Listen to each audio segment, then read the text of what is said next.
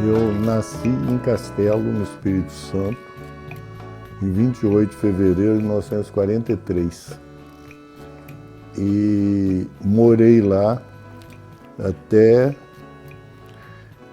janeiro de 1961.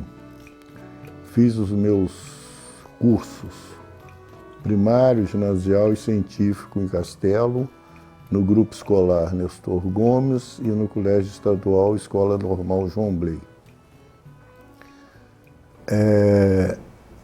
Eu sou neto de imigrantes italianos. Meu avô veio da Bolonha, criança, em 1800, se não me falha a memória, 84. E minha avó, na mesma data, mas veio do Império Austro-Húngaro. Ela era do norte da Itália, que naquela época pertencia ao Império Austro-Húngaro. Isso meus avós Tura. Meus avós Rangel, meu avô era filho de português, José Alves Rangel, da região, nascido na região de Arganil, em Portugal. Meu avô Rangel se chamava João, minha avó Iscindina, os Tura era Henrique e Hermínia. Muito recentemente, eu fui saber dos documentos aí, porque está se vendo a questão da cidadania italiana, que a minha avó, que eu chamei de Hermínia por esses 79 anos, eu descobri que os documentos de imigração têm Ermelinda ou Emerinda, de modo que tem esses três nomes a minha avó. Eu vim para o Rio de Janeiro dia 6, cheguei no Rio dia 6 de janeiro de 1961, para tirar a carteira de identidade e me inscrever nos vestibulares das faculdades de medicina que eu queria fazer. Por que eu queria fazer medicina? Eu fui criado praticamente dentro de uma farmácia. Meu avô, João Rangel, era farmacêutico e a farmácia era embaixo, era um sobrado que em cima morava a família, embaixo era a farmácia.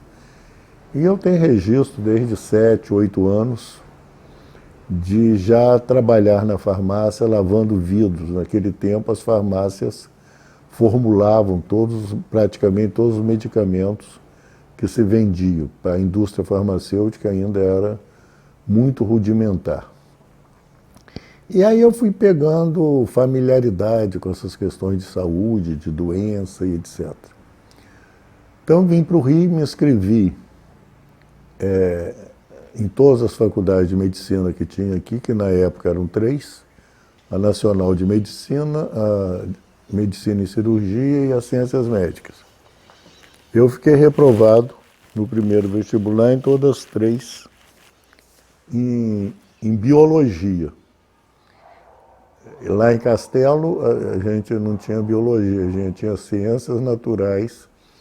E o meu professor de ciências naturais era um farmacêutico que há muito tempo não exercia a profissão e era um bom advogado da cidade. Então, depois, no ano seguinte, eu fiz cursinho e tal. Eu acho que eu acabei no segundo vestibular ficando reprovado em redação. Naquele tempo tinha redação, não era prova de português. E no terceiro vestibular eu passei para a Faculdade Fluminense, entre os 10 primeiros colocados, e passei para a Nacional de Medicina no 154º lugar. E vim, eu tinha um irmão que morava aqui, já morava no Rio, tinha um primo, tinha um tio, e vim para o Rio por conta disso. Eu já tinha começado o curso em Niterói, na Fluminense, mas optei pela Nacional, porque a Nacional tinha restaurante, tinha melhores, eu podia ir de bonde, então era mais exequível e barato para eu viver. Nós morávamos na rua Cândido Mendes, 140, no apartamento 504. Morávamos eu, meu irmão, o Lirim, meu primo, e um outro primo, Oswaldo, num apartamento conjugado.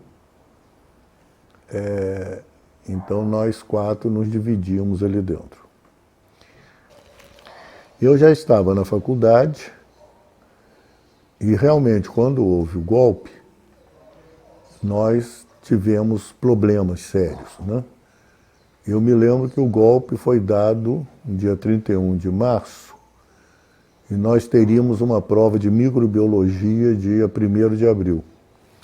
E eu tinha passado o dia todo na biblioteca, estudando lá na faculdade. Nessa época nós tínhamos aula de manhã e de tarde, tínhamos aula o dia todo. E quando eu desci para o jantar, e para depois pegar o bonde para vir para casa, já tinha o boato que o Carlos Lacerda tinha esse viaduto que liga o Santa Bárbara. Naquele tempo só existia o viaduto, ele ainda não tinha as rampas de acesso.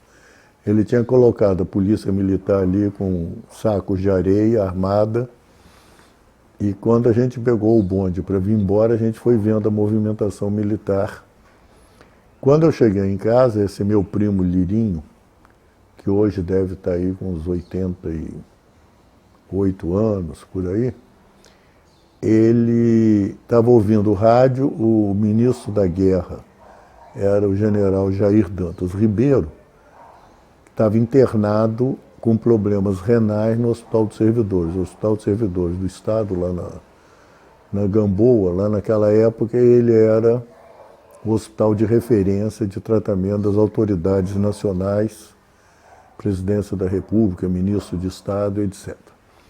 E o Jair Dantas Ribeiro terminava a entrevista dizendo que espero, dentro em pouco, dar uma boa notícia à nação, que nunca veio e veio do golpe.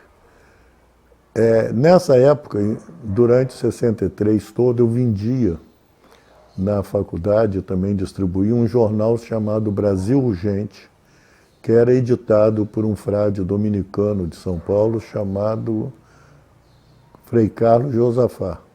O Brasil Urgente era um jornal progressista que lutava e divulgava e difundia a necessidade das reformas de base. Reforma urbana, reforma agrária, reforma universitária e tinha uma outra que eu não estou me lembrando. E então nós todos, aí houve o golpe. Nesse momento tinha um movimento que era até de um cara, senhor Zimmermann, que o Juarez Távora também participava, não me lembro bem, mas era alguma coisa de renascimento da democracia, alguma coisa assim, um negócio bastante fascistoide. E eles organizaram uma lista de expulsão de alunos da faculdade, entre os quais meu nome estava na lista por conta do Brasil Urgente e posições em assembleia, etc. Isso passou a congregação não tomou conhecimento dessa lista, resistiu, e nós continuamos, então, participando do movimento estudantil. Em setembro de 66, houve de novo, nós tivemos uma agitação no movimento que eu não me lembro qual era o motivo. E teve uma assembleia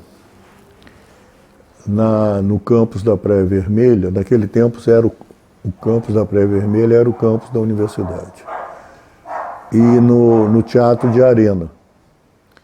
E o reitor Pedro Calmon, muito habilidoso, convidou a todos para almoçar com ele no restaurante da Nacional de Medicina. Com isso ele tirou o problema do campus da reitoria e levou para a Nacional de Medicina. Nós fomos almoçar, ele voltou para a reitoria, etc. E aí nós tomamos a faculdade. O presidente da UNE nessa época era o Zé Luiz Guedes, que é um rapaz de mineiro, se não me falha a memória, de Juiz de Fora. Tomamos uma resistência o dia todo e tal. O diretor da faculdade nessa época era o Luiz Carlos Lacais, que era o professor de Química. E aí foi uma mobilização na cidade toda, todos naquele tempo eram catedráticos, não se chamavam titulares, não tinha ainda tido o que se chamou de reforma universitária. E quando foi, e o Exército não podia, o DOPS não podia invadir a faculdade, porque o diretor estava presente, as autoridades, então não podia configurar que o prédio estivesse vazio, ocupado ilegalmente. Mas lá pelas, meia-noite, 1h o Lacais teve uma crise hipertensiva, saiu carregado, e houve uma tentativa de negociação do professor Bruno Lobo, que era o professor de histologia, que nós saíssemos em segurança, isso e aquilo, enfim.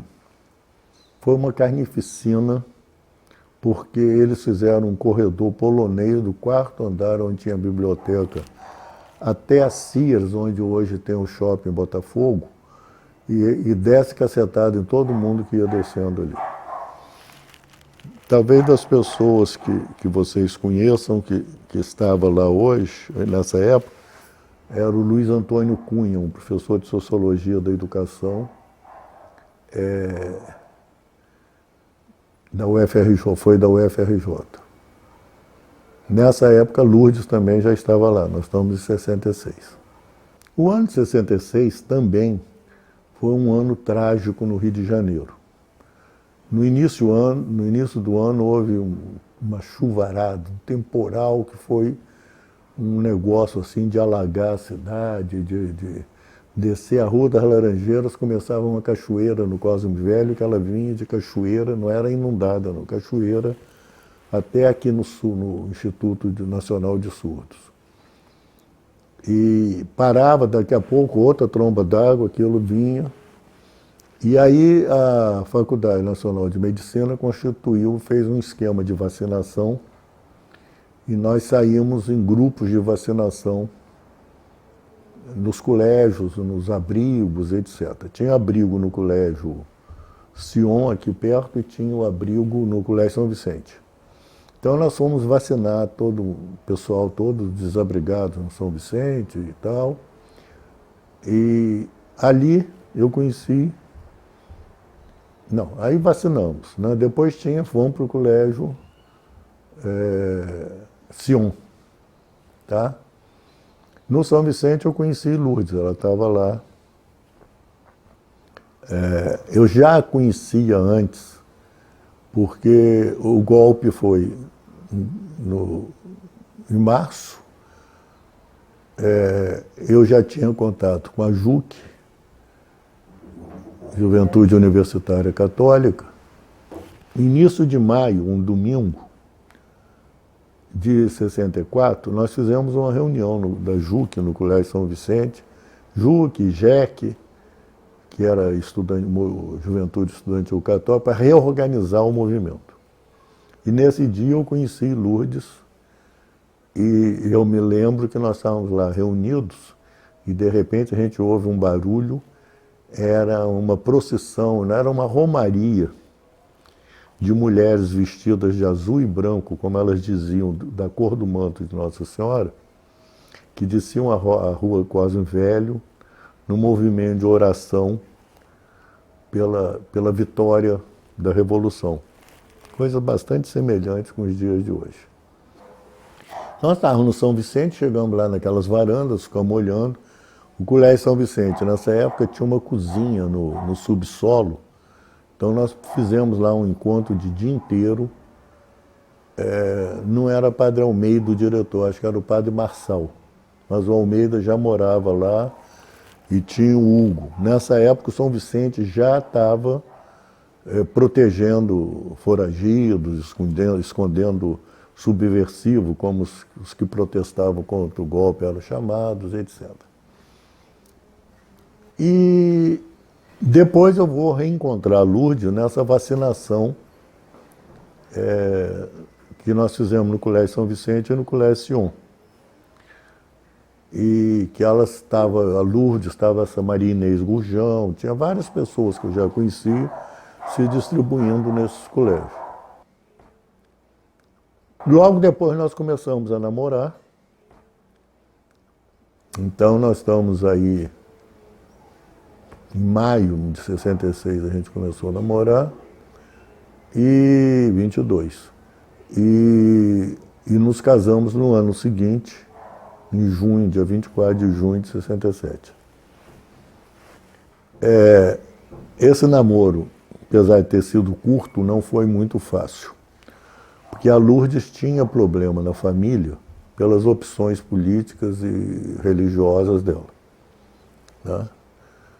E eu, como eles diziam, além de desconhecido, era comunista. Então,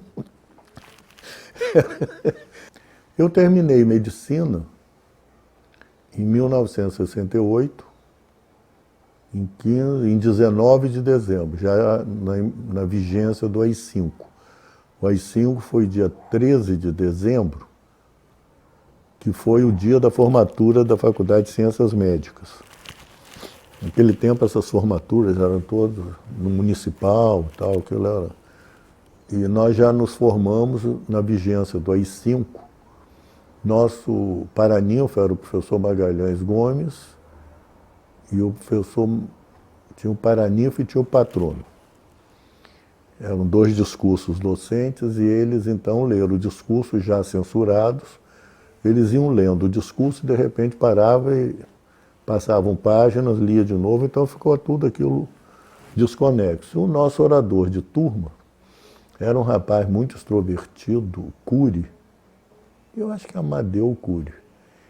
E também foi a mesma coisa, o discurso dele, então, foi praticamente, ele só pôde saudar a mesa, passar várias páginas e depois agradecer no fim, porque... E aí o municipal aplaudiu de pé, foi aquela... Mas aí o Bernardo já era nascido, o Bernardo nasceu dia 15 de março de 68, e foi a formatura. Foi, até eu me lembro que ele ficou no colo do Gladstone. Porque naquele tempo a gente ia lá para dentro e tinha que ficar no palco, aquelas coisas todas. Bom, nesse momento ainda não existia a residência médica. A gente se formava e quem quisesse podia ir ficando fazendo estágio. Não tinha também o hospital universitário só inaugurado em 77, março de 78. Então, eu fiz o que hoje se chama de residência médica na 22ª Enfermaria da Santa Casa, que era do serviço do professor Magalhães Gomes. O serviço tinha, além dos ambulatórios, tinha 2 enfermarias, a de mulheres, a 22ª, de crianças com doenças raras, era a 21ª, e a 9ª enfermaria era de homens. Então, a 22ª era chefiada pela doutora Clotilde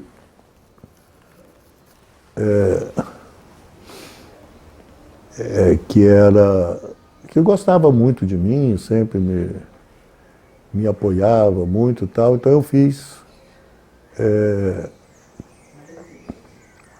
o que hoje a gente chama de residência. No fim desse período, houve um concurso para auxiliar de ensino. E eu fui aprovado e fui contratado. Mário Chaves reuniu 3 professores da Faculdade de Medicina, que era a professora Alice Rosa, o professor eu e um outro professor que era do Instituto de Pneumologia, que ele achava que nós devíamos ser da primeira turma do mestrado de Educação Médica da UFRJ e que, enquanto se processava o planejamento, nós então nos matriculasse no mestrado de Educação para ir adiantando os créditos. Nós fomos nos inscrever no mestrado de Educação da PUC, que existia na época, e não fomos aceitos porque não éramos pedagogos nem educadores, estrito sensu. E aí fomos na Fundação Getúlio Vargas, que tinha o Instituto de Estudos Avançados em Educação, IESAI, e lá nos inscrevemos, primeiro como alunos especiais, fizemos umas 2 ou 3 disciplinas, e em seguida, no fim daquele ano, no 74, nos inscrevemos para a seleção e fomos aprovados para a 3ª turma do mestrado de Educação do IESAI. Então, Alice, o Geraldo e eu. Bom, como dessas coisas que acontecem, nós acabamos ficando matriculados no Departamento de Psicologia da Educação do IESAI. Né? Fizemos os créditos e quando foi 77, o Hospital Universitário ia abrir, etc., e eu já tinha terminado todos os créditos. Nós já conhecíamos nessa época, já estavam bastante próximos, de Vicente Madeira e Margot Madeira. Em 77, eles foram para Paris para fazer o doutorado em educação.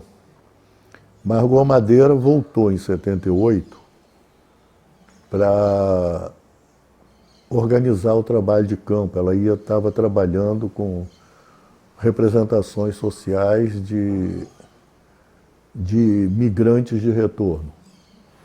E nesse tempo nós estávamos, as grandes imobiliárias aqui do Rio estavam se construindo, Nova Ipanema, Novo Leblon, essa igreja que tem ali no posto 6, que eu não sei como chama, mas é uma igrejona. Então, tudo isso eram migrantes nordestinos. E Margot então pediu a Lourdes e eu que ajudássemos a fazer as entrevistas. E falou, por que você não trabalha com representações sociais? Isso tudo que você está falando tem a ver com representações. Me deu um livro de Moscovici sobre a representação social da psicanálise. Ficou, então, isso aí foi o meu primeiro contato com as representações sociais. Mas Margot voltou para Paris. O professor Eliezer, apesar de ser, naquele momento, professor titular da UFRJ de Psicologia Social, e também da Fundação Getúlio Vargas, ele não trabalhava com representações sociais. Então, isso aí ficou um pouco, serviu, Moscovici ilustrou algumas discussões e tal, mas não muito mais que na minha dissertação. E a dissertação tomou até para a qualidade dela hoje, ela seria uma tese de doutorado, dada a complexidade da análise estatística que foi feito, os questionários, aquela coisa, foi um questionário grande. Mas, então foi passando. Nesse meio tempo eu tive que fazer concurso para professor assistente. O hospital ia abrir, todos nós, que éramos auxiliares de ensino, já tínhamos aí, sei lá, 6, 8 anos de auxiliares de ensino, fomos inscritos ex officio para professor assistente. Eu fui aprovado nesse concurso, Isso foi em 77, no meio do ano. Eu me lembro que o dia que a prova de aula foi o dia de Corpus Christi desse ano. E aí eu concluí eu trabalhava 40 horas na faculdade, eu trabalhava como médico do INAMPS, mais tarde INAM, naquele tempo, do INPS em Nova Iguaçu, num plantão de 24 horas. Então, eu fiz todo o trabalho de campo, né? Eu tinha endereços de nossos mestrandos, nossos mestres, todos os ex-alunos, tudo isso pelo Brasil todo. Era um universo de cerca de 250, 260 sujeitos, e eu tive o retorno dos questionários em torno de 30%, 35% disso aí. Então eu fiz a defesa da dissertação no meado de 1980. Então meu mestrado, na realidade, durou 5 anos, porque teve esse interregno que eu fiquei. Depois o Hospital Universitário abriu, eu me envolvi muito na inauguração do Hospital Universitário, fui trabalhar na coordenação de atividades educacionais, além da atividade docente. Eu era professor da disciplina de semiologia médica e comecei a querer fazer o que hoje nós chamamos de residência multiprofissional. Não podia chamar residência porque não tinha bolsa. Naquele momento a residência estava institucionalizada, o Hospital Universitário tinha 150 vagas para residência médica, mas eu pude criar, junto com a Faculdade de Nutrição, de Farmácia e Serviço Social, curso de treinamento profissional para essas profissões, que tinha feição de residência, só que não tinha bolsa e tinha um esquema de remuneração que eu não me lembro bem se era tipo iniciação científica, alguma verba de extensão, mas que era menor que a bolsa de residência.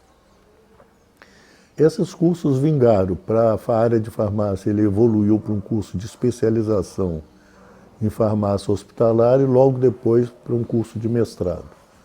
A nutrição teve uma evolução assim, e o serviço social não foi muito avante, porque a grande fiadora dessa proposta era a professora Nair Cruz, que caiu na compulsória, e na medida que ela caiu na compulsória, o serviço social se afastou e também tinha uma distância, a questão geográfica.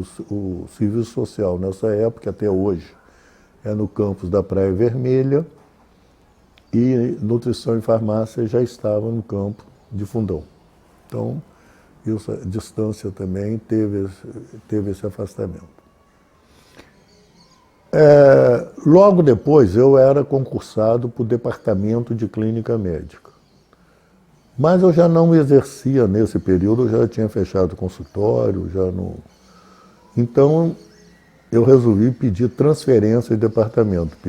Pedi transferência para o Departamento de Medicina Preventiva, que justamente tem essas disciplinas da área de saúde pública, saúde coletiva, epidemiologia, administração, ciências sociais da saúde, etc. E que lá na nossa faculdade se chamava Departamento de Medicina Preventiva. Tinha a área de saúde pública e a área de doenças infecciosas. E aí, eu numa reunião da CAI, da Coordenação de Atividades Educacionais, Alice Rosa, que era coordenadora da CAI, me disse: Luiz Fernando, é uma pena, o professor Mário Chaves, que nessa época já tinha se aposentado. Nós estamos aí, eu estou fazendo um corte de 82, 83, da Organização Mundial de Saúde, e ele era o presidente para a América Latina da Fundação Kellogg. E ele estava, daí 3 anos, ele se aposentaria, e ele estava muito frustrado de não ter ainda conseguido financiar um projeto na UFRJ. A CAI era no 12º andar do hospital. Eu desci para o 5º andar lá para meus colegas da Preventiva, falei, gente, vamos fazer um projeto para Kellogg. O diretor da faculdade era um professor de ginecologia muito conservador, golpista. Ele, durante o golpe, ele andava com metralhadora na mala do carro. Era Augusto Alípio Camelo, e nós chamávamos Augusto Alípio o Camelo.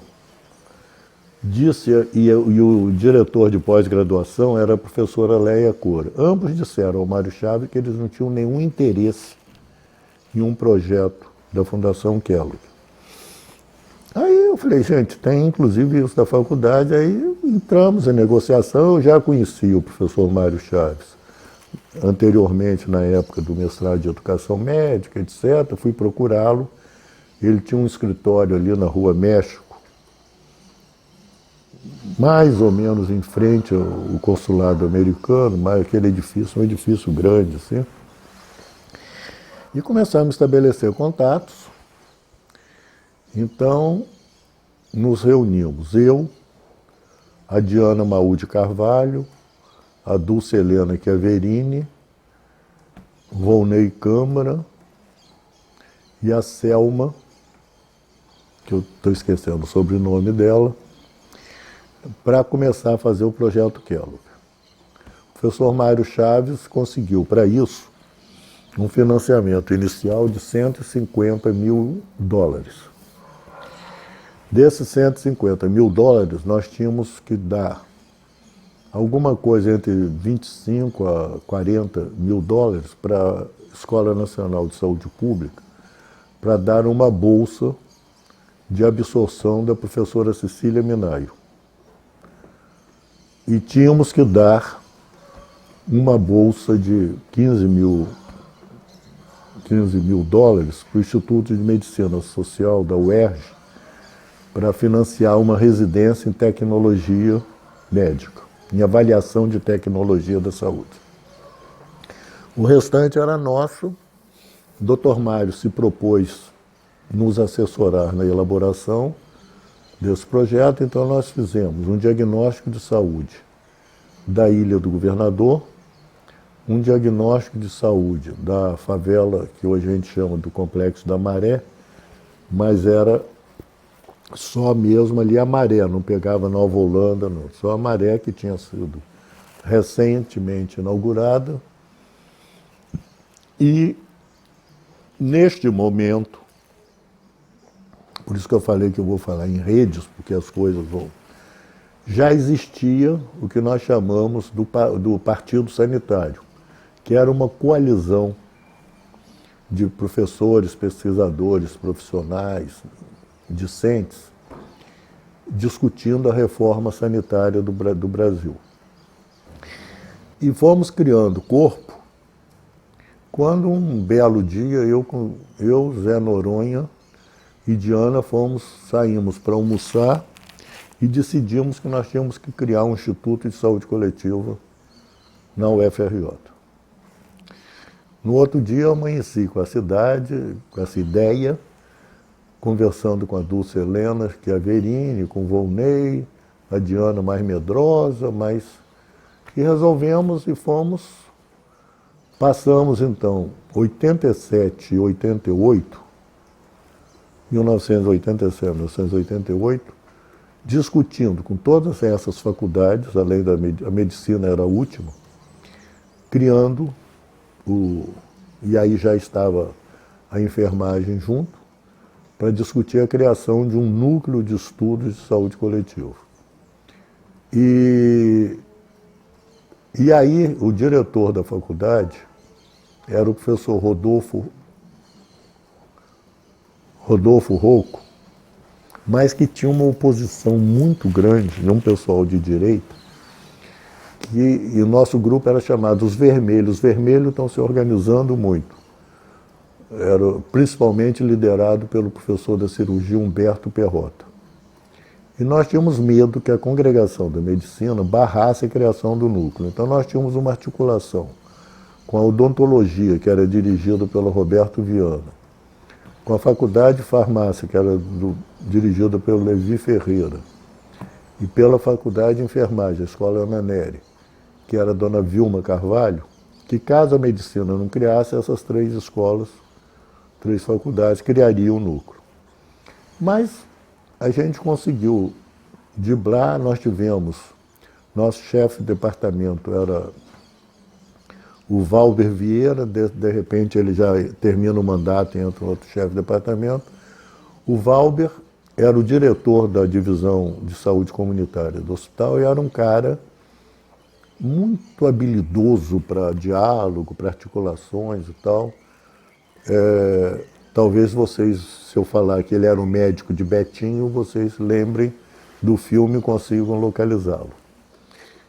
E ele fomos fazendo contatos, criou-se um consenso e nós conseguimos criar o nosso núcleo sem passar pela Congregação da Medicina. Foi direto ao centro. Quando foi ao centro, a gente começou então a fazer articulações com os diretores das unidades do centro e coube, eu ia conversar com o diretor da biofísica. E eu tinha uma boa relação, aliás, ele tinha uma boa relação com todo mundo. E ele foi o relator da criação do nosso núcleo no centro e no conselho universitário. E era importante ele ser o relator, porque ele era um cara de muito peso e um parecer positivo dele garantia a aprovação do nosso projeto. Então nós estamos na segunda metade de 88 e o projeto entra então, é aprovado no Conselho de Centro, vai para a universidade. Nessa época entra em discussão a reeleição de reitor, que até então o reitor. E nós tínhamos uma luta grande entre as esquerdas, né? De um lado PT, de outro lado PCdoB, o PC, né? Partidão. O Piguelli era contra a reeleição, porque ele achava que era o próximo reitor. E Horácio Macedo, que era o reitor, lutava pela reeleição. Bom, o Conselho Universitário passou toda essa segunda metade de 88 até janeiro de 89 sem sair da ordem do dia. E as reuniões iam até 3, 4 horas da tarde e não entravam na pauta. Bom, quando chegou em janeiro de 89, se não me engano foi dia 19 ou 17, por aí, entra em pauta o título de honoris causa, o doutor honoris causa para Oscar Niemeyer. Claro, foi aprovado por unanimidade. Quer dizer, entra em pauta depois de uma ordem do dia que foi assim, a reunião começou 9 horas, já era 3 horas da tarde quando vai entrar em pauta. E aí nós éramos o último ponto de pauta dessa ordem, dessa pauta da reunião. A professora Ana Maria de Castro, filha do Josué de Castro, que era professora aposentada do IFIX, mas ela estava conosco e ela foi quem ajudou muito a redação do projeto e fez toda a revisão. Ela era professora de sociologia. E o professor Rocco, que era diretor da Faculdade de Medicina, fizeram um requerimento pedindo inversão de pauta. Então nós, que éramos o último, passamos para primeiro. E os questionamentos que tiveram, foram assim, uns questionamentos muito bobos. Tipo, por que chama núcleo de saúde coletiva e não de saúde pública, coisa desse tipo. Tinha uma professora da economia, que era também do IPUR, Gisélia, eu não me lembro o sobrenome da Gisélia, que queria saber se nós íamos largar a graduação, estava muito explícito nosso compromisso com o ensino de graduação, porque com a criação do IPUR, a graduação ficou muito atingida, ela achava que os professores do IPUR tinham se desobrigado do ensino de graduação. E aí um professor russo, eu não sei o primeiro nome dele, da COP, pediu vista do processo. Pediu vista e aí começamos uma negociação, por que o senhor está pedindo vista e tal. Uma colega, que era do Conselho, era do CCS, era do NUTS, a Eliana Falcão. Mas, professor, por que o senhor está pedindo visto? Ele falou, porque eu quero criar um núcleo de transporte na COP e esse projeto... Aí eu falei, não, olha, assim que acabar a reunião eu te dou um xerox desse projeto. E ele abriu mão da vista e nós fomos aprovados por unanimidade. E nosso projeto tinha tudo, tinha estatuto, já tinha tudo dentro dele, era um projeto completo. No outro dia fomos procurar o reitor, Horácio Macedo, para já editar a portaria do núcleo, e ele queria me nomear diretor pro tempore. E eu falei que eu só ficaria diretor, que eu não aceitaria a nomeação, a não ser que eu fosse eleito, e por 6 meses, para depois convocar e entrar. E assim foi feito. Eu fiquei 6 meses dirigindo o núcleo e para depois instalar, e nós tínhamos, aliás, até hoje temos mandato de 2 anos. Nós éramos um grupo muito novo e achávamos que o mandato de 4 anos prejudicaria muito nossa produção, nossas pesquisas, etc. E aí quem foi eleito, o próximo diretor, foi a Dulce Helena Chiaverini, que tinha acabado de ser pró-reitora de extensão na administração do Horácio. Depois disso, eu ainda continuei coordenador de ensino, coordenador disso e daquilo. Fomos criando a pós-graduação de saúde coletiva. Quando chegou em 2000, falei, bom, pouco antes eu tinha conversado com o Moscovici, e ele, que era diretor e criador do Laboratório de Ciências Sociais da Escola de Altos Estudos, na França, falou, olha, e ela falou, não, eu vou largar a direção, mas professor, você vai largar essa? Falou, se for importante, não acaba, sempre terá quem carregue. Então eu arranjei o meu raciocínio, de 2000 em diante eu falei, olha, não ocupo nenhum cargo mais a não ser responsável por uma disciplina, nada mais que isso. E eu vou fazer doutorado. Mas, na realidade, eu já estava fazendo doutorado. Eu comecei a fazer o doutorado. Eu defendi, Maíra nasceu dia 12 de setembro, e eu defendi a tese de doutorado 3 de setembro, alguma coisa assim. Eu sei que quando eu fui de 97, quando eu fui para Belém, eu já tinha dado a versão final entregue à faculdade, a versão final da tese. E aí fui fazer minha tese com representações sociais, na tradição moscoviciana. Eu, na realidade, desde 78, quando o Margot me apresentou as representações sociais, eu nunca perdi contato com esse grupo, né? Eu, nessa época, já tinha uma amizade muito grande, relações pessoais grandes com o Ricardo Veiralves de Castro, que era estudante de psicologia da UERJ, depois mestrando de psicologia na PUC, depois doutorando de comunicação na UFRJ, professor da UERJ, professor Celso Sá, que era professor da Fundação Getúlio Vargas, professor da UERJ. Então nós fomos sempre mantendo. Margot já tinha voltado para o Brasil, e a gente sempre foi mantendo. Nesse meio tempo eu conheci a professora Denise Jodelet, que já me ensinava muitas coisas.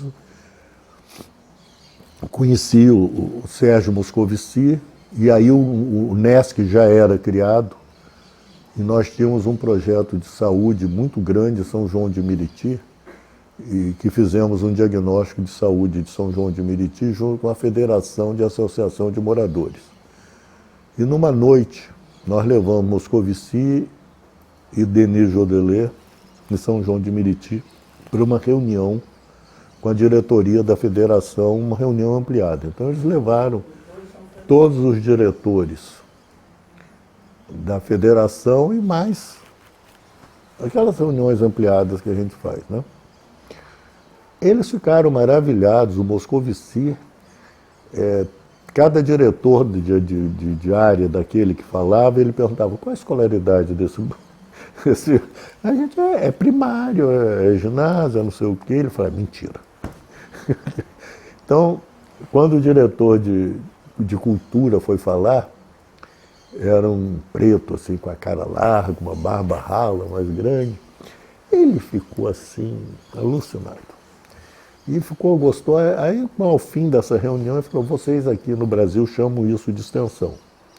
Na França, isso é pesquisa. E ele ficou, e isso foi referência, volta e meia nas conferências dele, etc. Ele citava essa experiência dele, a Madame Jodelet também, volta e meia citava essa experiência. E aí o Celso e o Ricardo, mais o Renato Miller, fizeram um grupo de estudos sobre representações sociais que se reunia lá na Fundação Getúlio Vargas. E me convidaram para participar desse grupo. Nós nos reuníamos a quarta-feira de manhã, de 8 a meio-dia, de 8 a 1 hora da tarde, toda semana, e cada um relatava um tema, estudava, era um grupo de estudo. E como o mineiro, às vezes, o caboclo, às vezes não fala Celso, fala Cerso, nós chamávamos o nosso grupo de Cerso, Centro de Estudos de Representações Sociais. E tínhamos aí, às vezes chegava uma pessoa ou outra, mas isso aí, para nós, foi um curso que era uma verdadeira curso de disciplinas de representações sociais, né? Quando eu quis fazer meu doutorado, então eu chamei Celso para ser meu orientador. Ele de início relutou, não, mas aceitou. Eu fui o primeiro doutor que ele orientou.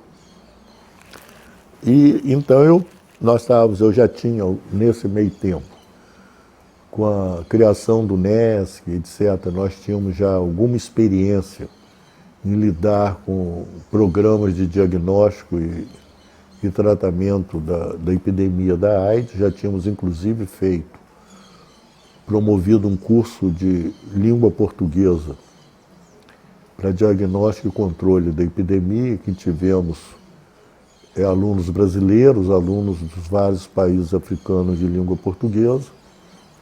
Então eu resolvi fazer a minha tese com representações sociais da AIDS, com estudantes do Rio de Janeiro. Então fiz um estudo no Rio de Janeiro, que foi um estudo com amostra calculada de 1.200 alunos, pegando de 15 a 18 anos, de colégios particulares, colégios públicos e colégios privados. Então isso era uma amostra que pegava as várias regiões do Rio de Janeiro. E isso aí foi orientado então pelo professor Celso, e eu fui então defendi essa. Eu tenho a impressão que foi 3 de fevereiro, porque para dar tempo, eu me lembro quando eu fui, no dia 11 de setembro, para Belém, eu já tinha entregado a tese revista e definitiva. E então quando nós fizemos a pós-graduação, eu já instalei minhas linhas de pesquisa com representações e práticas sociais de saúde. E aí ia pegando os temas, mas eu nunca orientei nenhuma tese, nenhuma dissertação fora dessa linha de pesquisa. Fomos estabelecendo os contatos de cooperação interinstitucional com universidades do Rio Grande do Norte, da Federal da Paraíba, com a Fluminense, com a UERJ, com Évora, em Portugal, com Luján, na Argentina, com a Universidade de Buenos Aires. Então, tivemos aí um sistema com a Universidade de Quilmes, também Nacional de Quilmes, na Argentina. Fomos estabelecendo programas de cooperação técnico-científica e mais ou menos isso dura até hoje, né? Nesse meio tempo, eu devo ter publicado poucos artigos, 60, não passa de 70. Tá? Uma produção aí de capítulos de livro, organização de livros, organização de eventos. Nós temos um evento no Brasil de muita tradição, que é a Jornadas Internacionais sobre Representações Sociais, que a primeira foi em 98, organizada na Universidade Federal do Rio Grande do Norte, onde Margot era docente, e foi planejada aqui em casa. Margot vinha de Natal, tinha que fazer uma reunião com Celso, com Ângela Arruda e Denis Jodelet, e falou, posso fazer na sua casa? Falei, claro. E aí eu acabei participando, porque a reunião era aqui em casa, e nós aí planejamos, e tinha que fazer um evento, porque havia um dissenso muito grande entre os pesquisadores, principalmente europeus, sobre a teoria das representações sociais. E Moscovici e Denise tinham uma preocupação de reunir todo mundo para buscar um consenso. E para a realização desse seminário, precisava, então, para ter financiamento CNPq, FAPERJ, CAPES, etc., precisaria que tivesse um evento, porque um seminário só não daria. Então, nós pensou-se em fazer a jornada, e essa jornada foi antecedida de 10 dias com esse seminário sobre a teoria das representações sociais, em que teve aí um conjunto de uns 20 pesquisadores sêniores reunidos em Natal para discutir um consenso sobre representações sociais. Tinha os pesquisadores da França, da Inglaterra, de Portugal, da Itália, da Suíça, da Espanha, da Venezuela, da Argentina, claro, do Brasil, da Áustria. E esse povo todo estava em Natal, passou-se uma semana discutindo com sessões, era um negócio caro a beça, porque tinha tradução simultânea, tinha tudo. E nesse tempo ainda existia o Banespa. O Banespa, por exemplo, bancou toda a parte de hospedagem, fechou um hotel lá em Natal. E esse evento acontece bianualmente. A próxima é aqui no Rio, em 2023. E nos anos, com esse negócio da pandemia, ficou, porque era assim, nos anos ímpares acontecia as jornadas, e nos anos pares acontece a Conferência Internacional sobre Representações Sociais. E então é isso, eu estou envolvido nisso. Eu caí na compulsória em 2013. Nessa época, a PEC da Bengala ainda não existia. A PEC da Bengala é aquela que passou a compulsória por 75 anos, para possibilitar os ministros do Supremo se aposentarem com 75 anos. E aí foi estendido, mas nem eu nem Lourdes pegamos essa PEC. Então, em 13 nós caímos na compulsória, eu ainda fiz umas orientações de doutorado e depois saí, não quis mais ficar, porque se fosse continuar doutorado, são 4 anos, eu ainda teria que orientar até 82 anos, por aí. Eu achei que não valia a pena, que a gente tem que, em algum momento, parar e pensar na qualidade de vida e etc., e curtir a família, os netos, etc. Mas agora eu estou participando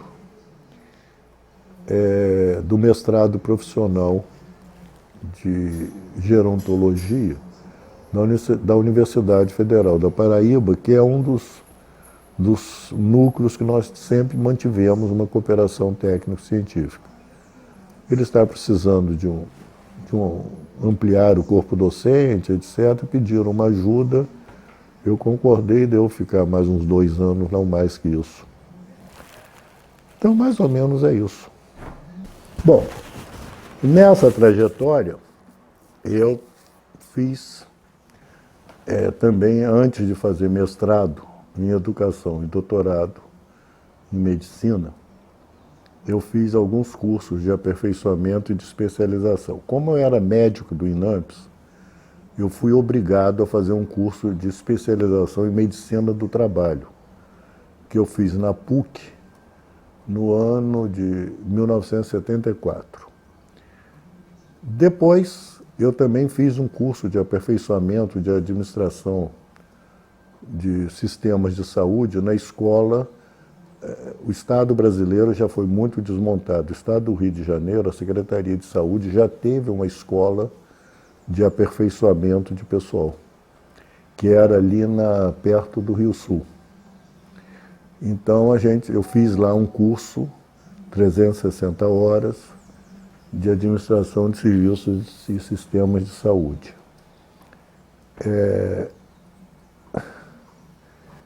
Fiz um estágio de 220 horas na Universidade Morehouse, em Atlanta,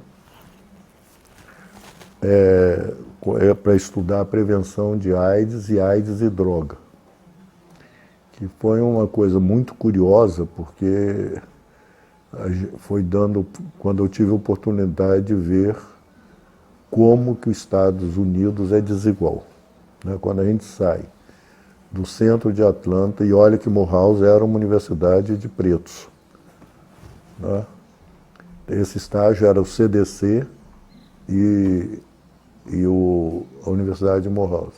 Quando a gente ia para a periferia, e que nós vimos que as condições de habitação, de vida daquele povo, pretos, geralmente, ou latinos, eram muito desigual.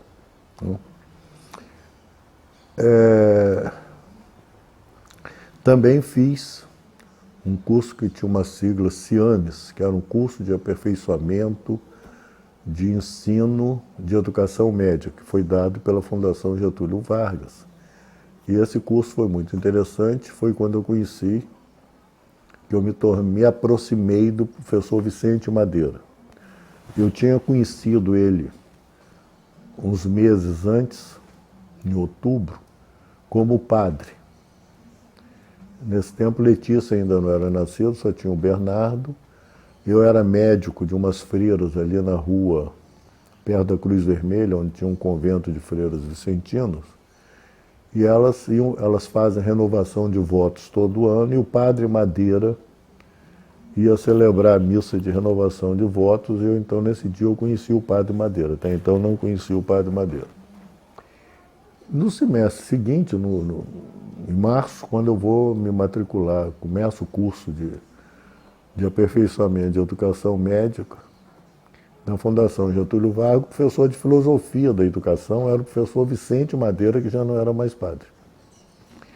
E aí ele teve uma hepatite e eu tratei da hepatite dele. Então, nunca mais. Então, a gente se conhece e convive desde 1974. E depois, eles ajudaram o Bernardo aí nos problemas de ensino, de alfabetização. O Bernardo ia para lá, eles tinham um reto projetor e Bernardo desenhava em reto Margot. Então, aquelas coisas. Depois nasceu Letícia, depois nasceu Celina, e ele então foi padrinho da Celina.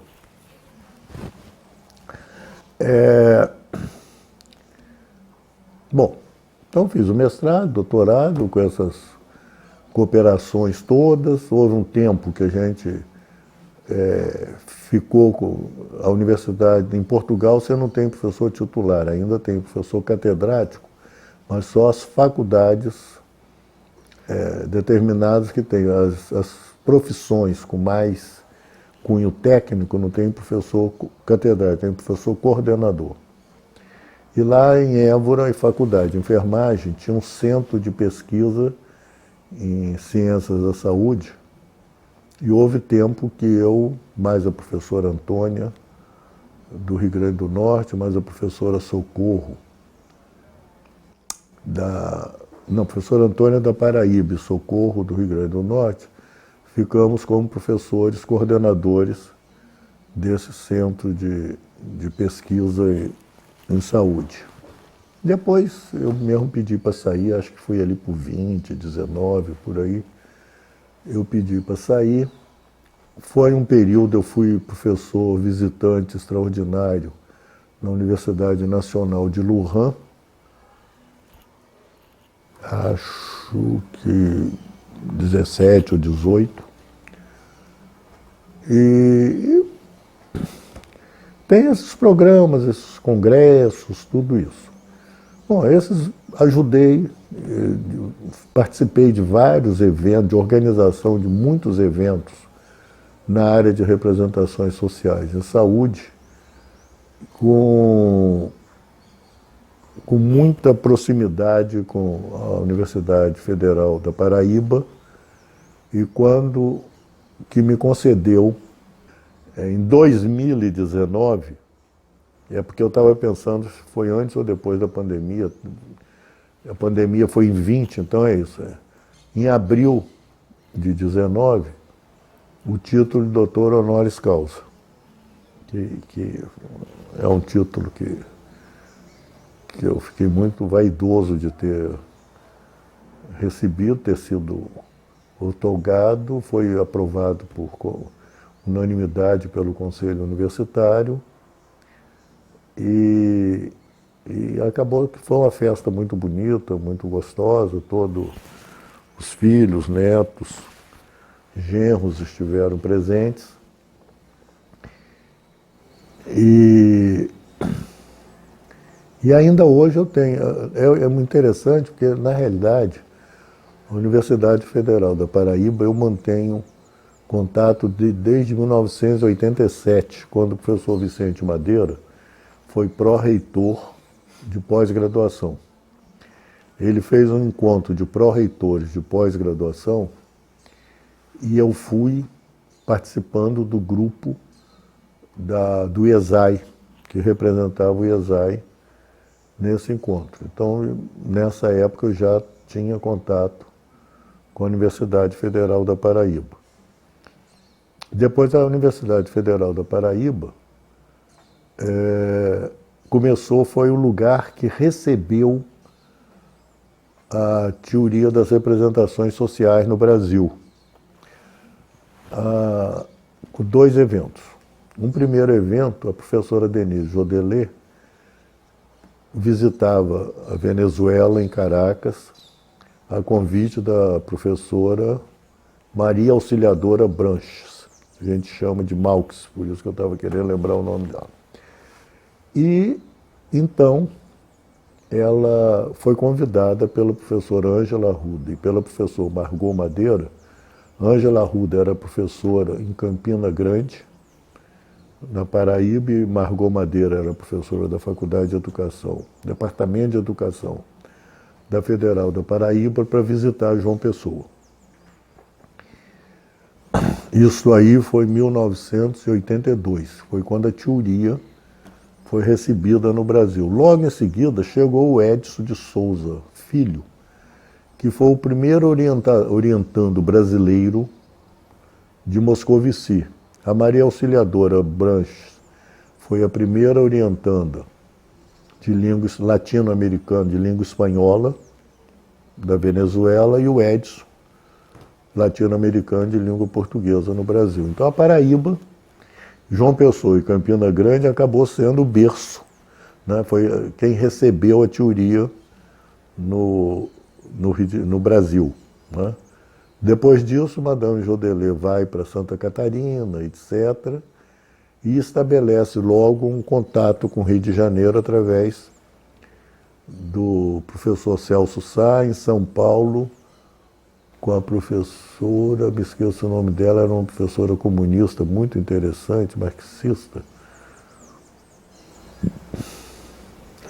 Talvez eu lembre o nome dela até mais tarde.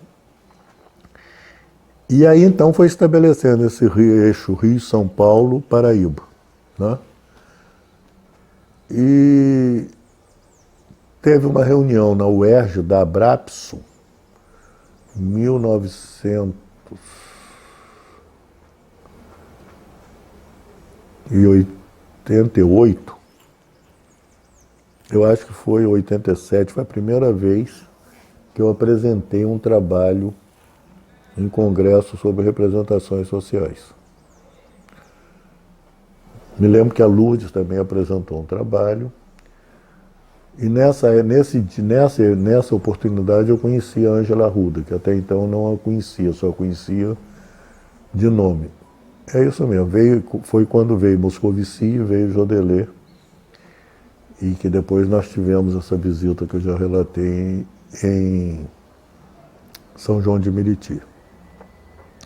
Depois disso, Denise fez visitas ao Rio, veio especialmente fazer visitas ao NESC, visitas técnicas, científicas, né? E nós propusemos, inclusive, um título de honoris causa para ela na UFRJ. O IESC, hoje em dia não chamam mais Núcleo de Estudo de Saúde Coletiva, nós somos um Instituto de Estudo de Saúde Coletiva, inclusive com curso de graduação. Mas então o IESC, mais a Faculdade de Arquitetura, que tem uma linha de pesquisa que eu participo dela, de habitação social e representações sociais, mais a Escola de Enfermagem Ana Nery, nós 3 unidades propusemos um honoris causa para Denise Jodelet. E está mostrando como é a interação dela no Rio de Janeiro com todas essas unidades, né? Também ela tem uma cooperação muito intensa com a UERJ, que ela mantém mesmo depois da morte do professor Celso Sá, ela mantém uma cooperação muito grande, principalmente através do Instituto de Psicologia Social, com o Departamento de Psicologia Social, com o professor Ricardo Veiralves de Castro, né? E o professor Anderson, que eu estou esquecendo o nome dele, e o professor Renato Miller. Esse campo de pesquisa de representações sociais, ele aqui no Rio de Janeiro, ele se ampliou, como toda atividade científica, é paroxística, né? Ela tem altos e baixos, mas hoje nós temos núcleos de pesquisa aqui no Rio de Janeiro, principalmente na área de saúde, na Escola de Enfermagem Ana Nery, da UFRJ, na Faculdade de Enfermagem da UERJ, no Instituto de Psicologia da UERJ, no Departamento de Psicologia Social. Temos na Faculdade de Medicina de Petrópolis, tem no Instituto Federal, eu não sei como, do Rio de Janeiro, o IRF, que funciona em Nilópolis. Também nós temos um grupo, inclusive, que estuda ensino de física. Temos em Valença, temos lá um núcleo de pesquisa. Então, no estado do Rio, temos na Universidade Estácio de Sá, na pós-graduação de educação, tem um núcleo forte que estuda, e tem outros, mas que eu não... Em Niterói tem um que eu não estou me lembrando qual unidade da UF. Pós-ponte, eu não tenho muitas interações em Niterói, eu sou mais do lado de cá. Mas então é isso, eu acho que mais ou menos está falado aí.